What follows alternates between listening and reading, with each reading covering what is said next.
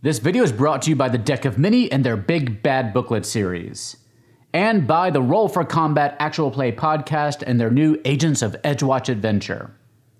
Hello and welcome back to the Gallant Goblin. Today we have our newest Dice and Miscellany set from Wizards for Dungeons & Dragons. This set is for Icewind Dale Rime of the Frostmaiden.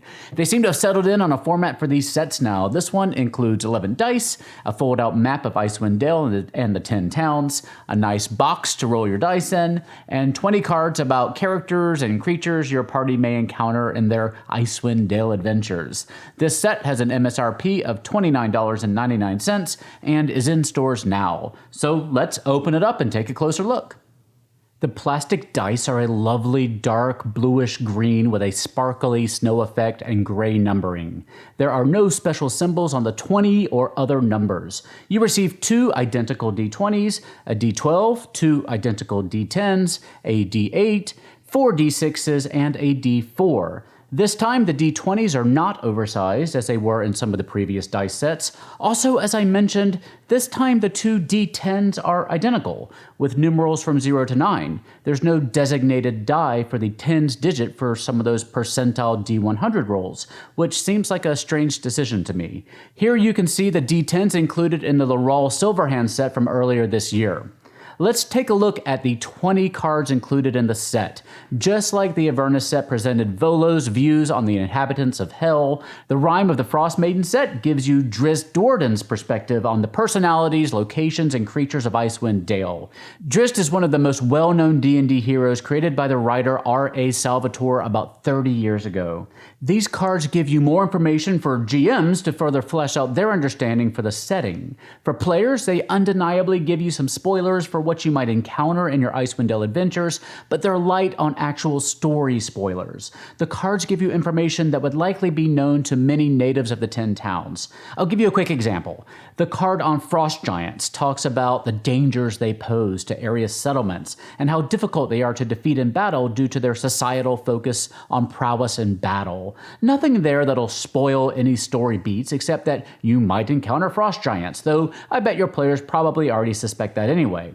The cards don't include stat blocks or actions or abilities. They're all about expanding your understanding of the lore. Next, we have our player-friendly double-sided map. It's 10.5 by 15 3/4 inches. This is a great tool for the players to have. One side gives you an overview of the Icewind Dale region, including the locations of each of the 10 towns, major roads, terrain features, and landmarks. This is the kind of map that your characters would buy in an in-game general store. The other side has smaller maps of each of the 10 towns. These maps include the locations of major inns, temples, and town halls. I love these maps, especially for an adventure that focuses so much on survival in this particular icy location. Be aware that these maps are identical to the ones that come in the back of the Icewind Dale adventure book. But if you don't like removing your maps from the book, or if you want a smaller, more manageable map to have at the table, the ones in this set may be for you. The box itself is of the same quality as their recent Avernus and Laral Silverhand boxes. It's felt-lined and works well as a dice rolling box. It features the D&D logo on the bottom. It's 6 inches by 6 inches. Here you can see it next to those previous boxes. Overall, another solid dice set from Wizards. There's nothing here that's really needed to have a fun adventure in Icewind Dale, of course. It's a bit of extra flavor and bling to enhance your game. It's a nice thing to give as a gift for a player or GM who's currently playing in an Icewind Dale campaign, though. The only real criticism I have is not having that designated tens digit D10. Again, the Icewind Dale Rime of the Frostmaiden Dice and Miscellany set is on set now for about $30. If you have any questions about the set, please leave them for me in the comments section down below.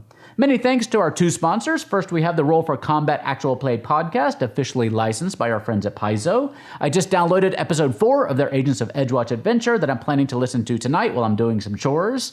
Things are about to start escalating for our newly formed band of Absalom City Watch agents. So far, they've had to contend with some minor bar altercations, escaped animals, minor breaking and entering, and some unruly undead crawling out of an excavation site. You know, typical City Watch stuff. But I think things are about to get a little more hairy for our little diverse group of erstwhile heroes. Follow along with me on your podcasting app of choice or over at rollforcombat.com. And thanks for our long-term sponsor, the Deck of Many and their Big Bad Booklet series. We've had several requests from you all to review some of the Big Bad Booklets, so we're aiming to do that soon. These books are a fantastic resource to add a little side quest to your ongoing campaign, or to create a one-shot adventure to run with your friends and family, or complete strangers if you like. They use the 5e rule set you already know. This month, come meet Gix, a giant vulture with a habit of collecting the bones of legendary heroes. Will your skeleton end up in his sprawling ossuary? Subscribe like we do today over at bigbadbooklet.com. That's it for me today. As always, if you enjoyed the video, you can help me out by clicking that little thumbs up button down there, subscribing to the channel, sharing our videos with your friends, and staying safe and healthy. We've started doing some live unboxings over on Facebook and Instagram, so come join us for a little extra live unboxing fun. You can find us on Twitter, Facebook, and Instagram. Otherwise, stay safe, have fun, and I'll see you next time at the Gallant Goblin.